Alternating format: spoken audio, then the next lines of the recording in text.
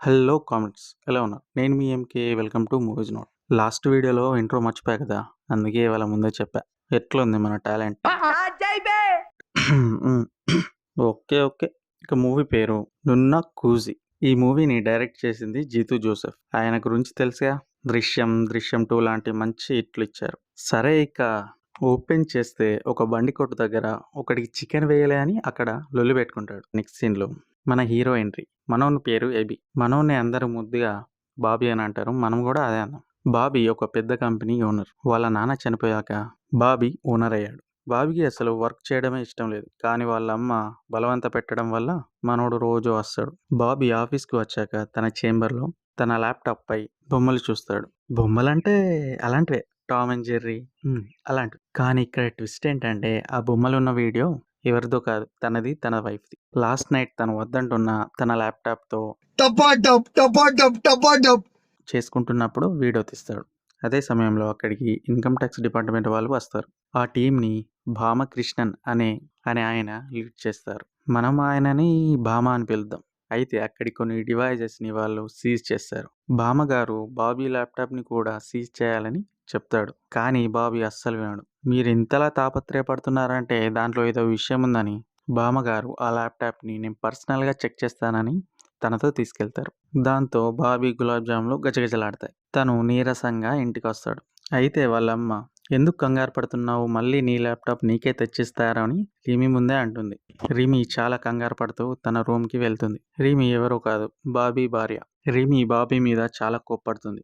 ఎవడో నా photo morphing చేసి మా నాన్నకు పంపకుంటే అసలు నేను పెళ్లి చేసుకునేదాన్ని కాదు అని అంటుంది. బాబేమో నువ్వు కంగారు పడద్దు, ఆ ల్యాప్‌టాప్‌ని ఎలాగైనా నేను తెస్తానని అంటాడు. మరోవైపు ల్యాప్‌టాప్ తీసుకుని భామకృష్ణ ఇంటికి వెళ్తుండగా దారిలో తన అల్లుడు కాల్ చేసి మా ప్రొడ్యూసర్ నా కథ ఓకే చెప్పాలంటే తనకి మీ సహాయం కావాలని సహాయం అడుగుతాడు. తన అల్లుడు ఉండే దగ్గరికెళ్ళి ఇక తన అల్లుడిని దారిలో కారెక్కించుకుంటాడు. ఇక్కడ నోట్ చేసే విషయం ఏంటంటే తన అల్లుని దగ్గర కూడా సేమ్ ల్యాప్‌టాప్ ఉంటుంది. ఇంటికి వెళ్ళి డ్రెస్ చేంజ్ చేసుకొని వెళ్దామని చెప్పి బామ్మగారు తన ఇంటికి తీసుకెళ్తారు. కానీ అక్కడ ఇంటికి వెళ్ళినప్పుడు బాబీ ల్యాప్‌టాప్ నవీన్ ల్యాప్‌టాప్‌తో కారులో మారిపోతుంది. నవీన్ అంటే ఎవరనుకుంటున్నారా? మన బామ్మగారి అల్లుడే. వాడి పేరు నవీన్. నెక్స్ట్ సీన్‌లో ఒక కోర్ట్ రూమ్‌ని చూపిస్తారు. అక్కడ రష్మిత అంటే మన సెకండ్ లీడ్ ఇంకా తన హస్బెండ్‌కి మధ్య విడాకులు జరుగుతుంటాయి. అక్కడ తన భర్త ఫ్రెండ్ అయిన డాక్టర్ జయదేవన్ రష్మితకు వ్యతిరేకంగా అబద్ధపు సాక్ష్యం చెప్తాడు. రష్మిత తాగి వచ్చి తన హస్బెండ్‌ని కొడుతుందని చెప్తాడు. అదంతా వింటున్న రష్మితకి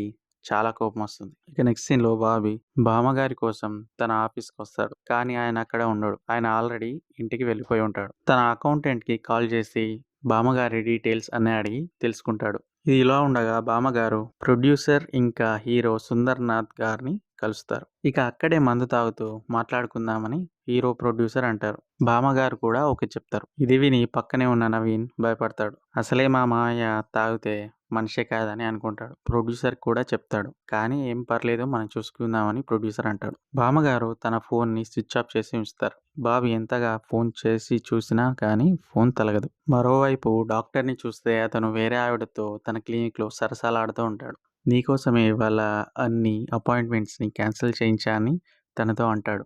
అదే సమయంలో అక్కడికి రష్మిత వస్తుంది. రష్మిత రావడాన్ని చూసిన డాక్టర్ ఆవిడ్ని తీసుకెళ్ళి అక్కడే ఉన్న రూమ్‌లో పెట్టి తాళం వేస్తాడు. రష్మిత వచ్చి ఎందుకు అబద్ధం చెప్పావని తిడుతూ మందు తాగించి మరీ కొడుతుంది. ఆ తాగిన మత్తులో డాక్టర్ కింద పడతాడు. తన తలకి గాయమై అక్కడి నుండి రక్తం వస్తుంది. రష్మిత తనని ఎంతగా లేపాలని ట్రై చేసినా తను లేవడు. దాంతో తను భయపడిపోయి అక్కడి నుండి వెళ్ళిపోతుంది. ఇదంతా అక్కడే రూమ్‌లో ఉన్న ఆవిడ చూస్తుంటుంది. ఆ ఆవిడ పేరే మాయ. మరోవైపు నవీన్ కథ చెప్పడం మొదలుపెడతాడు. తన కథ ట్రూ స్టోరీ అని, తనలో ఫెయిల్యూరే చెప్తున్నానని చెప్తాడు. ఇంకో పక్క రష్మిత తను చనిపోతున్నానని, తను చనిపోయే ముందు మీ పేరే రాసి చస్తా అని తన భర్తకి వాయిస్ మెయిల్ పెట్టి తను తాగే మందులో పురుగుల మందు కలుపుకుంటుంది. మరోవైపు బాబీ బామ్మగారి అపార్ట్మెంట్‌కి వెళ్ళి తన రూమ్‌లో ఉన్న ఆ ల్యాప్‌టాప్‌ని తీసుకుందామని ట్రై చేస్తాడు.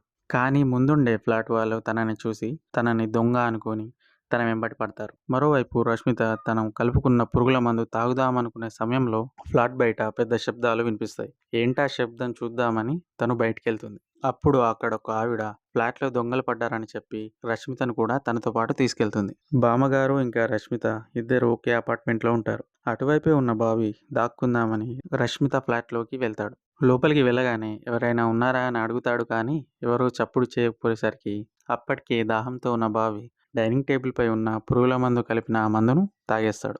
ఏంట్రా ఇంతరా తాగుతున్నారని అనుకొని తనకి మరో పెగ్గు కలుపుకుంటాడు. అంతలోనే రష్మిక ఫ్లాట్‌లోకి వస్తుంది. తను రావడం చూసిన బాబీ తను కలుపుకున్న పెగ్గును ఆ డైనింగ్ టేబుల్‌పై పెట్టి పక్క రూమ్‌లోని బెడ్ కింద దాక్కుంటాడు. రష్మిత హస్బెండ్ అప్పుడే కాల్ చేసి అసలేమైందని అడగ్గా అప్పుడు జరిగిందంతా బాల్కనీలోకి వెళ్ళి చెప్తుంది. అప్పుడు తన హస్బెండ్ "నువ్వు కంగారు పడొద్దు, నేను జయదేవన్ దగ్గరికి వెళ్ళి చూస్తా" అని చెప్పి ధైర్యం చెప్తాడు. అప్పుడు రష్మిత "మీరు ఆపకపోయి ఉంటే నేను ఈ విషం కలిపిన మందును తాగి చనిపోయేదాన్ని" అని ఆ డైనింగ్ టేబుల్‌కొచ్చి అంటూ పారబోస్తుంది. అది విన్న బాబీ గులాబ్‌జాములు గజగజలాడిపోతాయి. వెంటనే బయటికొచ్చి రష్మితను అరవకుండా ఆపి తన గురించి మొత్తం చెప్తాడు. తన విజిటింగ్ కార్డ్స్ అండ్ మిగతా కార్డ్స్‌ని చూసి రష్మిత కూడా కన్విన్స్ అవుతుంది.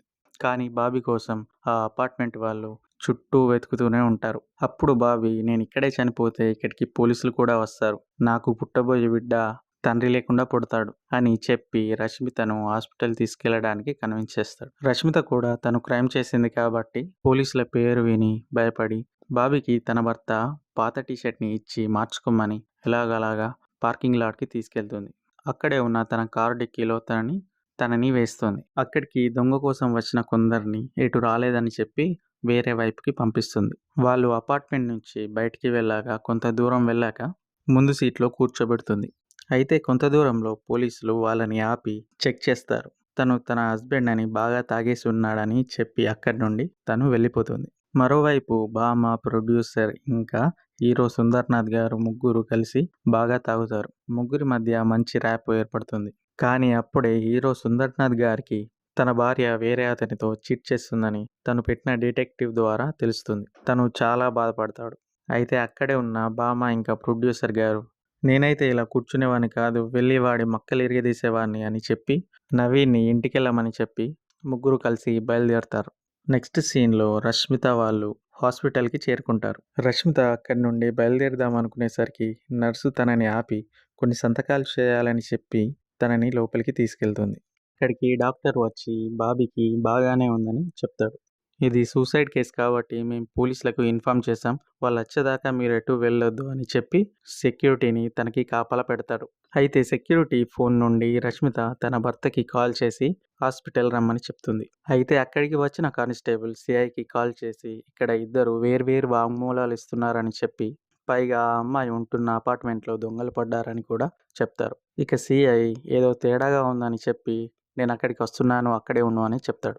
రష్మిత దగ్గరికి సీఐ వస్తాడు. రష్మితను చూసి సీఐ తనని గుర్తుపడతాడు. "ఇంతకుముందు నాకు అబద్ధం ఎందుకు చెప్పావని" అడుగుతాడు. "లేదు సార్, కన్ఫ్యూజన్లో అలా చెప్పానని" రష్మిత అంటుంది. అప్పుడు సీఐ "నీ మీద అటెంప్ట్ టు మర్డర్ కేసు కూడా బుక్ అవ్వచ్చు, ఇద్దరు వాంగ్మూలం కూడా ఇచ్చారు కదా" అని అంటాడు. దాంతో తను భయపడి నిజం మొత్తం చెప్తుంది. అదంతా విన్న సీఐ వాడే దొంగ అని ఫిక్స్ అయిపోతాడు. ఇక సీఐ డాక్టర్ని కలిసి తనకి ఎలా ఉందని అడిగితే తనకిప్పుడేం పర్లేదు, కానీ కొంతసేపటి తర్వాత మాత్రమే తనని డిశ్చార్జ్ చేస్తామని చెప్తాడు. దాంతో సీఐ ఇద్దరిని ఒకేసారి స్టేషన్‌కి తీసుకెళ్లొచ్చు అని అనుకుంటాడు. ఇక బాబీ స్పృహలోకి రాగానే సీఐ "ఎందుకు దొంగతనం చేశావురా" అని అడుగుతాడు. "నీ మీద బలవంతం కేసు కూడా పెడతా" అని బెదిరిస్తాడు. ఇక అది విని బాబీ షాక్ అయిపోతాడు. "ఎందుకిలా చెప్పావు రష్మిత? జరిగింది జరిగినట్టు చెప్పొచ్చు కదా" అని రష్మితతో అంటాడు. "సార్, నేను దొంగని కాదు, గ్రేట్ కంపెనీ ఎండీని సార్" అని చెప్తాడు. అంతలోనే అక్కడికి రష్మిత హస్బెండ్ రంజిత్ వస్తాడు. అప్పుడే వాళ్ళ అపార్ట్మెంట్ సీసీటీవీ ఫుటేజ్ కూడా పోలీసుల వద్దకు వస్తుంది. కానీ ఆ ఫుటేజ్ అంత క్లియర్‌గా ఉండదు. కానీ సీఐ తెలివిగా "నువ్వు గోడ దూకినట్టు సీసీటీవీ ఫుటేజ్‌లో ఉంది" అని చెప్పగానే బాబీ భయపడి "నేను ఒకరిని కలవడానికి అలా వెళ్ళాను సార్" అని చెప్తాడు. "ఇదంతా నమ్మడానికి మేమేమైనా పిచ్చివాళ్ళమా? నువ్వు దొంగతనానికి వెళ్ళి బలవంతంగా తన రూమ్‌లోకి దూరి పురుగుల మందు తాగి ఆత్మహత్య చేసుకోబోయావు" అని సీఐ అంటాడు. అదంతా విని బాబీ షాక్ అయిపోతాడు. "నేను తన ఫ్లాట్‌కి వెళ్ళింది నిజమే. అక్కడొక పెగ్గు తాగి అనీజీగా ఉండి ఇక్కడ హాస్పిటల్‌లో ఇలా అడ్మిట్ అయ్యా" అని అంటాడు. "వీడు అబద్ధం చెప్తున్నాడు సార్, వీడెవడో కూడా మాకు తెలియదు" అని రష్మిత ఇంకా తన భర్త రంజిత్ చెప్తారు. ఇక దాంతో బాబీయే దొంగ అని సీఐ ఫిక్స్ అయిపోతాడు. అప్పుడు బాబీ మరో ప్లాన్‌తో "నేను రష్మిత రమ్మంటేనే వచ్చాను. తను డివోర్స్ తీసుకుంటుంది కదా, నేను ఒంటరిగా ఉన్నాను. రా అని తను పిలిస్తేనే వచ్చాను అని చెప్పి ఈ టీ షర్ట్ కూడా తన హస్బెండ్‌దే అని చెప్తాడు. వీళ్ళు ఇంట్లో కులాల గొడవ వల్ల విడిపోతున్నారని కూడా చెప్తాడు. ఇదంతా తను రష్మిత ఫ్లాట్‌లో బెడ్ కింద ఉన్నప్పుడు రష్మిత తన హస్బెండ్‌తో మాట్లాడుతున్నప్పుడు వింటాడు. ఇదంతా విన్న సీఐ ఇది నిజమేనా అని అడుగుతాడు. అవును సార్, ఇదంతా నిజమే, కానీ వీడు నా ఫ్లాట్‌లో ఉన్నప్పుడు నా భర్తతో ఫోన్ మాట్లాడుతున్నప్పుడు ఇదంతా విన్నాడు సార్ అని రష్మిత చెప్తుంది. అయితే షర్ట్ సంగతి ఏంటి సార్ అని బాబీ రష్మితను చూసి నవ్వుతాడు. రష్మితకు చాలా కోపం వస్తుంది. దాంతో తను అదిరిపోయే ప్లాన్ వేస్తుంది. అవును సార్, తను చెప్పింది నిజమే. అతనంటే నాకిష్టం. నేనే తనని రమ్మన్నానని చెప్తుంది. ఈరోజు కోర్టులో మా హస్బెండ్ వాళ్ళ ఫ్రెండ్ దొంగ సాక్ష్యం చెప్పి నన్ను అవమానించాడు. నేను బాబీ కలిసి డాక్టర్ క్లినిక్‌కి వెళ్ళాము. అక్కడ మాటామాటా పెరిగి బాబీ డాక్టర్ తల మీద కొట్టి చంపేశాడు.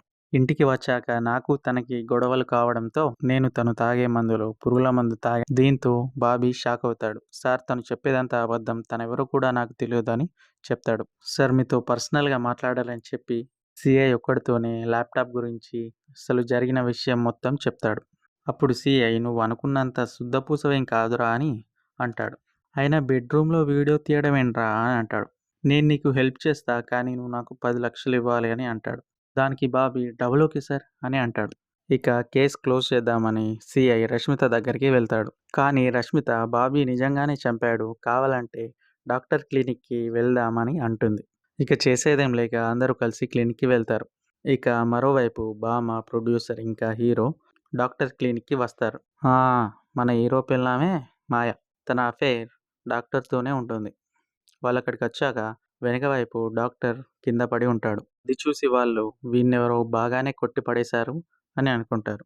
అయితే బామ్మగారు వీడిని తీసుకెళ్ళి మూట కట్టి ఎక్కడైనా పడేద్దామని బామ్మగారు అంటారు. ఇక ముగ్గురు కలిసి డాక్టర్ బాడీని తీసుకెళ్ళి వాళ్ళ కారులోని డిక్కీలో వేసి అక్కడి నుండి వెళ్ళిపోతారు. అదే సమయంలో రష్మిత వాళ్ళ హస్బెండ్ రంజిత్ అక్కడికి వస్తాడు. కానీ అక్కడ బాడీ కనిపించదు. అక్కడ ఉన్న బ్లడ్‌ని తుడిచి అక్కడి వస్తువులను సర్దుతాడు. కానీ అక్కడే రూమ్‌లో ఉన్న మాయ తనని పిలిచి తలుపులు తీయమని అడుగుతుంది. కానీ అంతలోనే అక్కడికి పోలీసులు వస్తారు. పోలీసులు ఇక్కడి నుండి వెళ్ళాక నేను వచ్చి తీస్తానని చెప్పి తను బయటికి వెళ్తాడు. పోలీసులు వచ్చాక నేను కూడా ఇప్పుడే వచ్చా సార్ అని చెప్పి వాళ్ళతోనే లోపలికి వెళ్తాడు. అక్కడ బాడీ ఉండదు. దానితో రష్మిత షాక్ అవుతుంది. తన మాటలు వినొద్దని చెప్పాను కదా సార్ అని బాబీ అంటాడు. పోలీసులు కూడా రష్మిత చెప్పింది అబద్ధమని అనుకుంటారు. మరోవైపు హీరో, ప్రొడ్యూసర్ ఇంకా బామ్మగారు ఒక బ్రిడ్జ్ దగ్గర ఆపి అక్కడి నుండి డాక్టర్‌ని కిందేసేద్దామని అనుకుంటారు. కానీ డిక్కీ ఓపెన్ చేసి చూస్తే డాక్టర్ ఆల్రెడీ చనిపోయి ఉన్నాడని తెలిసి షాక్ అవుతారు.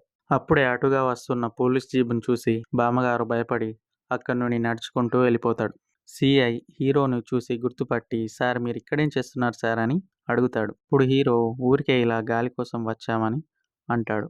వీళ్ళు తాగి ఉండడాన్ని గమనించిన సీఐ పోలీస్ జీప్‌లో మిమ్మల్ని డ్రాప్ చేస్తానని చెప్తాడు. ఇలా వీళ్ళు మాట్లాడుతుండగా బాబీ హీరో కార్ తీసుకొని అక్కడి నుండి వెళ్తాడు. ఎందుకంటే బ్రిడ్జి మించి వచ్చేటప్పుడు బామ్మగారిని బాబీ చూస్తాడు. సీఐకి చెప్పడానికి ట్రై చేసినా గానీ సీఐ పట్టించుకోడు. అందుకనే కార్ తీసుకొని బామ్మ కోసం వెళ్తాడు. ఇక సీఐ హీరో ఇంకా ప్రొడ్యూసర్‌ని తన జీప్‌పై ఎక్కించుకొని బాబీ వెంట పడతారు. పోలీసుల జీపు ఎక్కడానికన్నా ముందే ప్రొడ్యూసర్ ఒక రౌడీకి ఫోన్ చేసి కార్ డిక్కీలో ఒక ఐటెమ్ ఉంది, దానికి రాయి కట్టి చెరువులో పారేయమని చెప్తాడు. బాబీ బామ్మని ఫాలో చేస్తూ ఒక పెట్రోల్ బంక్ దగ్గరికి వస్తాడు. అక్కడికి వచ్చి ఫుల్ ట్యాంక్ కొట్టమని బామ్మగారి దగ్గరికి వెళ్తాడు. ఇక బామ్మగారికి ఆ ల్యాప్‌టాప్‌లో ఏముందో చెప్పి సార్, నా ల్యాప్‌టాప్ నాకు ఇప్పించండి సార్ అని అడుగుతాడు.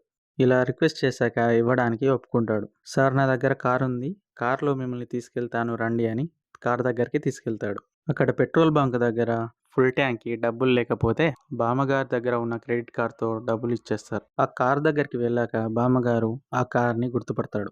కానీ వెనక కార్‌ల పెద్ద లైనే ఉండడంతో ఇక ఏం చేసేదేం లేక కారు ఎక్కుతాడు. ఇక కారులో బాబీ జరిగిందంతా బామ్మగారికి చెప్తాడు. అలాగే బామ్మగారు కూడా జరిగిందంతా బాబీకి చెప్తాడు.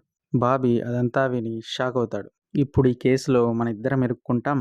నువ్వు నాకు హెల్ప్ చేస్తేనే నేను నీకు ల్యాప్‌టాప్ ఇస్తానని బామ్మగారు బాబీతో అంటారు. దాంతో డాక్టర్ బాడీని ఇద్దరు రోడ్డు పక్కన బురదలో పడేసి వెళ్తారు. కానీ ఇక్కడ ట్విస్ట్ ఏంటంటే డాక్టర్ ఇంకా బతికే ఉన్నాడని వాళ్ళిద్దరికీ తెలుస్తుంది. అయినా కానీ అక్కడ బురదలో వేసి వాళ్ళు వెళ్ళిపోతారు. ఇక బామ్మగారు తన అపార్ట్మెంట్‌కి వెళ్ళి ల్యాప్‌టాప్ తీసుకొచ్చి బాబీకి ఇస్తారు. నువ్వు వెళ్ళే దారిలో నన్ను ఒక చోట డ్రాప్ చేయమని బామ్మగారు అంటారు. మరోవైపు నవీన్ తన ఇంటికి వస్తుంటే తన ఇంటి అద్దె కట్టలేదని తన ఓనర్ ల్యాప్టాప్ని తీసుకెళ్తాడు. బాబీ వాళ్ళు కారులో వెళ్తున్నప్పుడు మధ్యలో ప్రొడ్యూసర్ కాల్ చేసిన మనుషులు వస్తారు. డిక్కీలో చూస్తే డిక్కీలో ఏముండదు. బ్యాక్ సీట్లో ల్యాప్టాప్ కనిపిస్తుంది. ఆ ఐటెం ల్యాప్టాపే కావచ్చని ఆ ల్యాప్టాప్ని తీసుకొని వెళ్తారు. వాళ్ళని బాబీ ఫాలో అవుతాడు.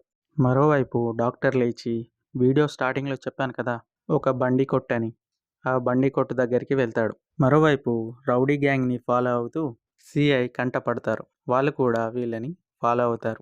రౌడీగాళ్ళు ఆ ల్యాప్టాప్కి బండ కట్టి దాన్ని బ్రిడ్జి మించి విసురుతారు. మన బాబీ అది చూసి ఏం ఆలోచించకుండా బ్రిడ్జి మించి కిందికి దూకిస్తాడు. అక్కడే ఉన్న కొందరు లోకల్స్ వచ్చి బాబీని కాపాడతారు. ల్యాప్టాప్ పోయిందని మనోడు బాధపడతాడు. కానీ అది వాళ్ళు విసిరినప్పుడు అక్కడే ఉన్న వలలో పడుతుంది. అక్కడే ఉన్న లోకల్స్ ఆ ల్యాప్టాప్ని మనోనికి తిరిగి ఇస్తారు. అది చూసి బాబీ చాలా ఆనందపడతాడు. ఇదంతా చూసి అక్కడున్న సిఐ, నీకు ఈత రాకుండా ఏ ధైర్యంతో అలా దూకావురా అని అడుగుతాడు. బాబీ అప్పుడు, ఇదే నాకు నా చివరి అవకాశం, నేను దీన్ని పోగొట్టుకోలేను సార్ అని అంటాడు. ఇక సిఐ మెల్లగా, మన డీల్ గుర్తుంది కదా అని అడిగితే, ఇంకెక్కడ డీల్ సార్, మీరు నాకు ఎలాంటి హెల్ప్ చేయలేదు కదా అని మనోడు అంటాడు. అని అక్కడి నుండి వెళ్ళిపోతాడు. మరోవైపు వీడియో స్టార్టింగ్లో చెప్పాను కదా, బండి కొట్టు దగ్గర ఒక పెద్ద లొల్లి అవుతుందని. అదే లొల్లిలో డాక్టర్ కూడా ఇరుక్కుపోతాడు. నవీన్ యొక్క హౌస్ ఓనర్ నవీన్ ల్యాప్టాప్తో అక్కడే ఉంటాడు. తను కూడా అదే లొల్లిలో పాల్గొంటాడు. ఇక అదే ల్యాప్టాప్తో డాక్టర్ తలపై లాగిపెట్టి ఒక్కటి కొడతారు. మనోడు మళ్ళీ అక్కడే స్పృహ తప్పి పడిపోతాడు. ఇక పోలీసులు అక్కడికి వచ్చి కొంతమందిని అరెస్ట్ చేసి ఈ ల్యాప్టాప్ని తీసుకెళ్తారు. నెక్స్ట్ సీన్లో డాక్టర్ హాస్పిటల్లో కళ్ళు తెరుస్తాడు. అక్కడే సిఐ కూడా ఉంటారు. అసలు ఏం జరిగిందని అడిగితే, రష్మిత హస్బెండ్ రంజిత్ తన ఫ్రెండ్కి చెప్పొద్దని సైగలు చేస్తాడు. ఆ సైగల్ని అర్థం చేసుకున్న డాక్టర్, నన్ను ఎవరు కొట్టలేదు, ఏం జరగలేదు సార్ అని చెప్తాడు. మరోవైపు బాబీ ఫుల్ యాటిట్యూడ్తో ఇంటికి వస్తాడు. వచ్చి ల్యాప్టాప్ తన భార్యకి ఇచ్చి, నువ్వే డిలీట్ చేయవే అని బిల్డప్ ఇస్తాడు. తను ల్యాప్టాప్ ఓపెన్ చేసి చూస్తే ఆ లాక్ స్క్రీన్పై నవీన్ ఫోటో ఉంటుంది. ఇక్కడ ఒక ట్విస్ట్ ఏంటంటే, స్టార్టింగ్లో మిమి ఒకడు నా ఫోటోల్ని మార్కింగ్ చేసి మా ఇంట్లో వాళ్ళకు పంపాడని చెప్తుంది చూడండి, అది ఎవరో కాదు, వీడే నవీన్. అది చూసి వీడు నీకు ఎలా తెలుసు అని అంటుంది. ఆ ల్యాప్టాప్ చూసి అది నాది కాదని చెప్పలేక బాబీ కంగారు పడతాడు. ఇది ఎవరిది అని అడగగానే, ఇది నా ఫ్రెండ్ది, నా చిన్ననాటి స్నేహితుడిది, వాడు నాకు చాలా మంచి ఫ్రెండ్, వాడికి కొడితే నాకు నొస్తుంది, కంగారులో ఏదో ఎక్స్ట్రాలు చేస్తాడు. దాంతో మిమికి కోపం వచ్చి అదే ల్యాప్టాప్తో ఒక్కటిస్తుంది. కట్ చేస్తే నెక్స్ట్ సీన్లో సిఐ డెస్క్ మీద గొడవలో డాక్టర్ని కొట్టిన ల్యాప్టాప్ అక్కడే ఉంటుంది. సిఐ అది ఓపెన్ చేసి చూస్తే ఆ లాక్ స్క్రీన్పై బాబీ ఫోటో ఉంటుంది. అది చూసిన సిఐ, ఇప్పుడు దొరికేవరా నా కొడక అని అనుకుంటాడు. ఇక్కడితో మూవీ ఎండ్ అయిపోతుంది. దీనికి పార్ట్ 2 వచ్చే అవకాశం చాలా ఉంది. ఒక్క నిమిషం, వీడియో ఇంకా ఎండ్ కాలేదు. ఒకడికి సెక్స్ పిచ్చి ఉంటే ఏం జరుగుతుంది, వాడికి తగ్గట్టు ఓ అమ్మాయి వాడికి దొరికితే ఎలా ఉంటుంది తెలుసుకోవాలనుకుంటున్నారా? అయితే ఈ వీడియో పైన క్లిక్ చేయండి. ఉంటా మరి, స్టే ట్యూన్.